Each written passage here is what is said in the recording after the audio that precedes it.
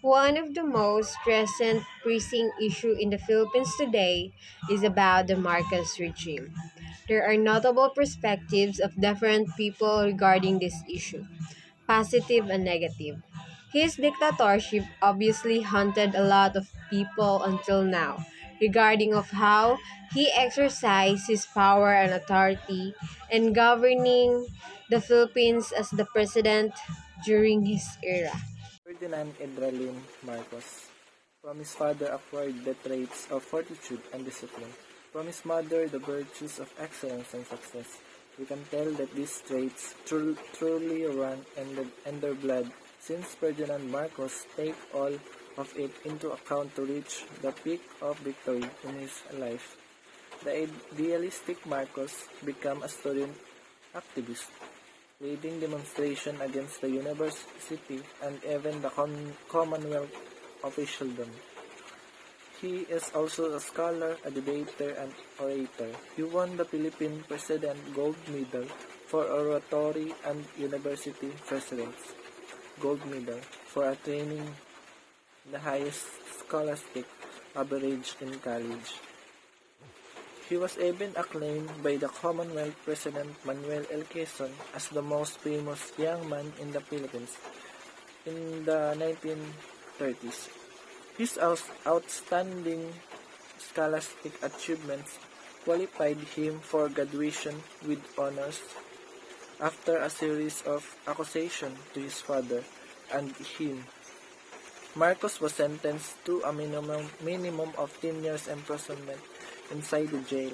He reviewed for the bar examination under intense pressure and topped it with the highest rating ever recorded in Philippine bar history. His dramatic acquittal, coming as it did after his success in the bar examination, seemed to have marked him for a greater accomplishment in the nation's history.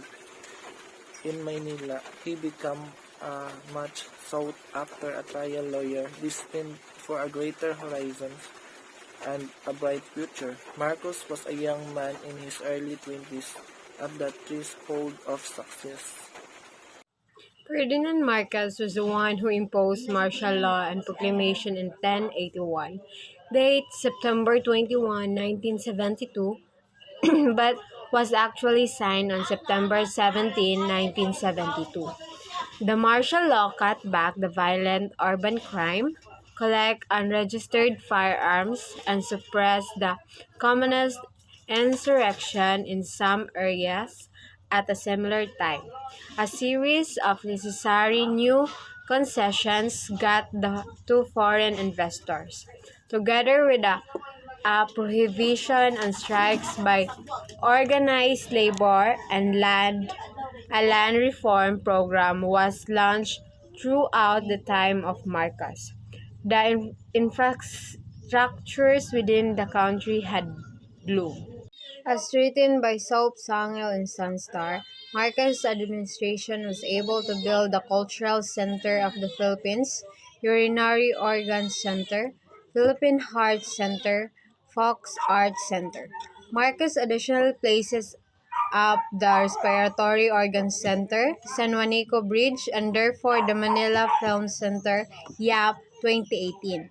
It creates stability within the country and healthy growth in foreign investments in distinctions to the high crime rates, political violence, and economic stagnation of the pre-martial law days. Lin, 1975.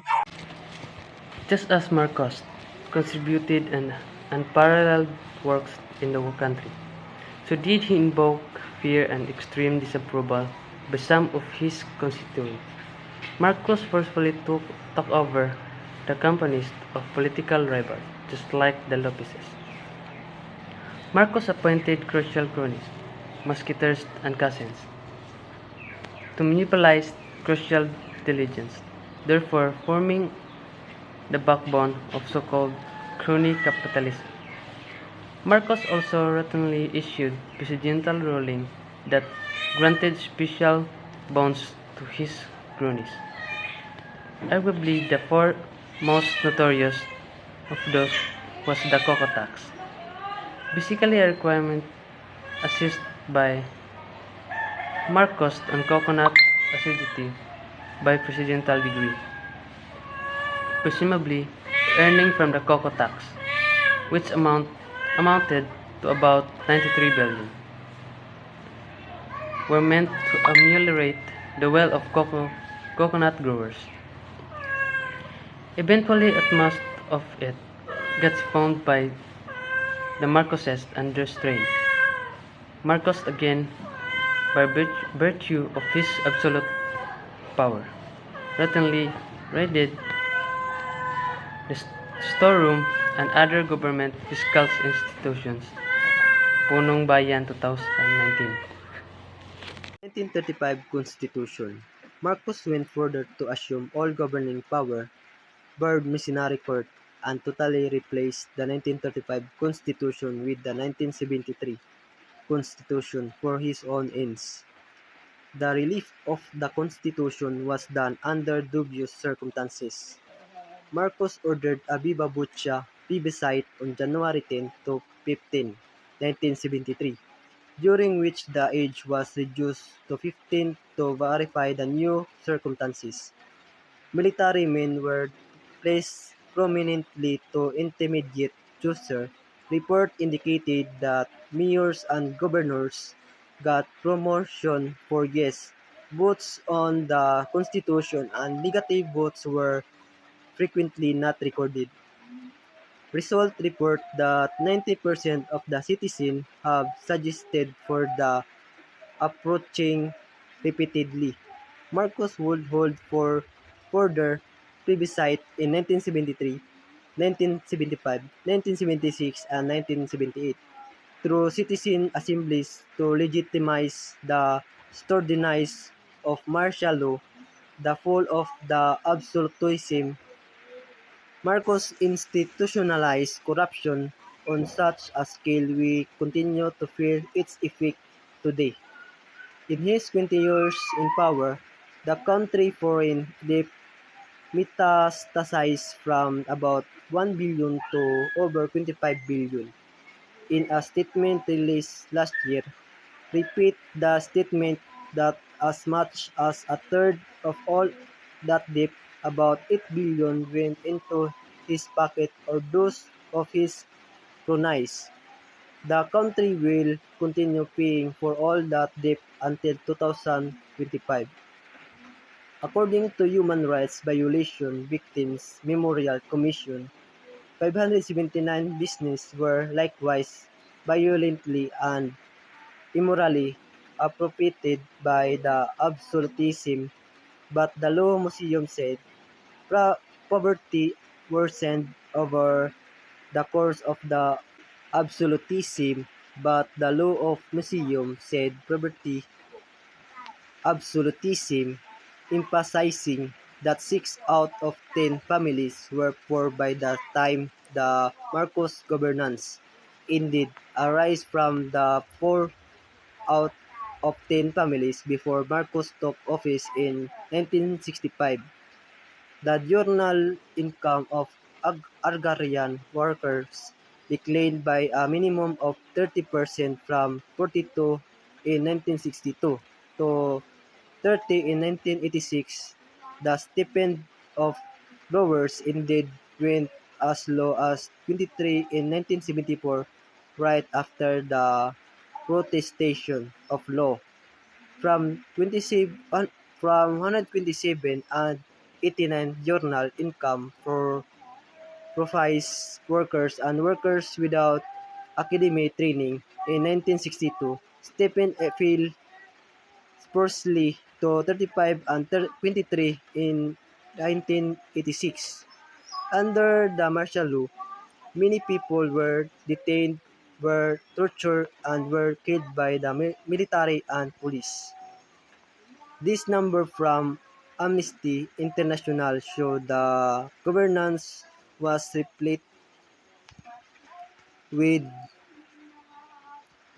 mor- mortal rights violations, including incarceration.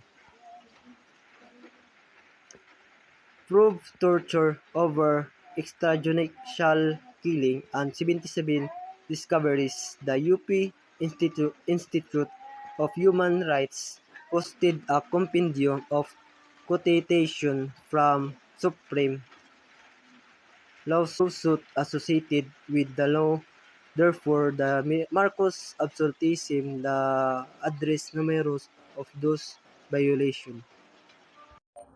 Based on the different articles written by the people that both have a positive and negative outlook on the topic.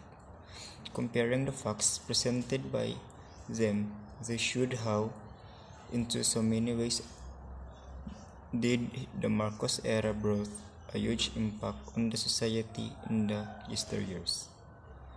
Of course, it cannot be disclaimed that the way Ferdinand Marcos governed the whole Philippines is remarkable because if you look at his biography, he is such an excellent person, and he proved it when he was appointed to his position as the President of the Philippines. The similarities of those views point out the advantage and disadvantage of the dictatorship. It showcased his greatest achievements in the field on infrastructure development and international diplomacy. However, it also presented that his administration was marred by massive authoritative government, corruption, despotism, nepotism, and political repression and human rights violation. The difference we can point out is of how the people tend to have their own point of view as to how they should understand the dictatorship of Ferdinand Marcos that made some of his constituents live in chaos and some living in harmony. In conclusion, the Marcos regime is both the savior and the dome of the country of the Philippines. Just as he was named one of the greatest president that ruled the Philippines, so as he was considered as the tyrant of it. The indispensable thing everyone must be aware of is the fact that the Marcos era made a contribution to the society now.